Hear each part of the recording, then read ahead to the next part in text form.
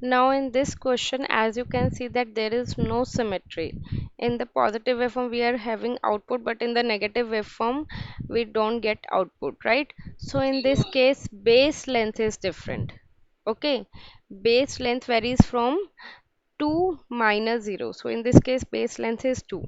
Rest of the things are same. If we need to calculate I average, again we have to take the formula that integration, it varies from the output varies from 0 to 1, right? So 0 to 1 I dt, I is how much we have done 5t, right? 5t dt.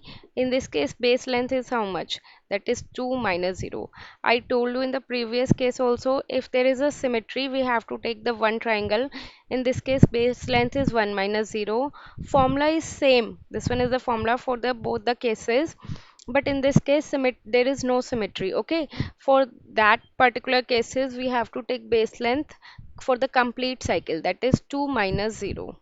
Rest of the things are same. So if you'll further solve it, you will get 1.25 ampere as the average value, and RMS value you will get as 5 by root 6. But form factor would be same, that is 1 point something you will get.